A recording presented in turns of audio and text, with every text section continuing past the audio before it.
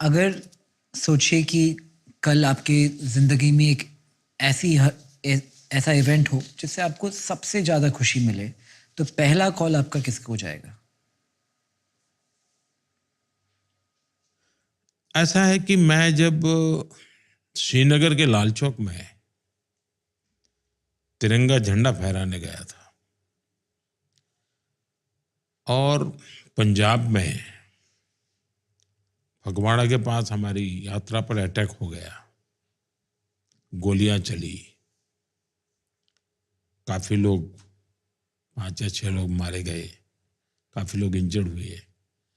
तो पूरे देश में एक तनाव था कि क्या होगा। श्रीनगर लाल चौक में जा रहे, तब तो तिरंगा झंडा फहराना भी बड़ा मुश्किल था। लाल चौक में तिरंगा झंडे को जला दिया जाता था।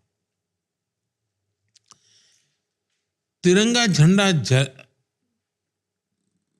फहराने के बाद हम जम्मू आए, तो मैंने जम्मू से मेरा पहला फोन मेरी माँ को किया था।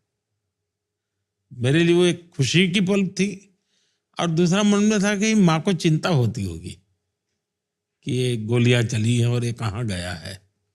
तो मुझे याद है कि मैंने पहला फोन माँ को किया था। मुझे उस फोन का महात्म्य आज समझ आता है। वैसा मुझे फीलिंग और मैं कहीं आया नहीं। टू लूज़ अ पेरेंट, जैसे आप you lost a parent recently, I lost my dad recently, आपने मुझे खत भी लिखा था, थैंक यू, वेरी काइंड। आपके दिमाग में पहली चीज़ क्या आती है? जैसे मैं अपना एग्जांपल दूं तो when I lost my dad, the first thought in my mind was guilt, कि मैंने ये क्यों नहीं किया, मैंने जाके और टाइम स्पेंड क्यों नहीं किया उनके साथ, why did I pick maybe work, maybe this that और द अदर ओवर हिम। जब आपकी लाइफ में ये इवेंट हुआ तो आपने क्या सोचा? ऐसा है कि वैसा मेरे जीवन में नहीं है, क्योंकि मैं बचपन में घर छोड़ चुका था। तो घर के लोगों ने भी मान लिया था कि ये हमारा नहीं है। मैंने भी मान लिया था कि मैं घर के लिए नहीं हूं। तो मेरा जीवन वैसा रहा। इसलिए उस प्रकार का अटैचमेंट किसी को भी फील होने का कारण नहीं था। लेकिन जब हमारी माताजी का 100 साल हुआ, तो मैं माँ को पैर छूने के लिए गया था। अब 100 साल की उम्र, मेरी माँ पढ़ी लिखी नहीं थी, उनको कुछ भी पढ़ा वो ज्ञान नहीं था, यानी अक्षर ज्ञान नहीं था। तो मैंने जाते जाते कहा कि माँ, मुझे तो निकलना पड़ेगा, मेरा काम है, मेरे लिए कुछ। तो मैं हैरान था, मेरी माँ ने 2 वाक्य कहे, बड़े ही, यानी एक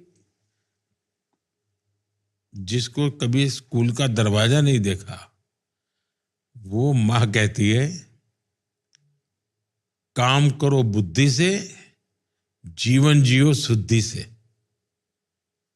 अब ये वाक्य उनके मुंह से निकलना, ये मेरे लिए बड़ा, यानी एक प्रकार से बहुत बड़ा खजाना था। काम करो बुद्धि, गुजराती में बोल रही थी वो, लेकिन उसका मतलब ये था, काम करो बुद्धि से, जीवन जियो शुद्धि से। तो मैं सोचता था कि परमात्मा ने इस माँ को क्या कुछ नहीं दिया होगा, क्या विशेषता होगी। तो कभी लगता है कि मैं इस के पास कभी रहता तो मैं शायद ऐसी बहुत सी चीजें निकाल सकता था, जान सकता था।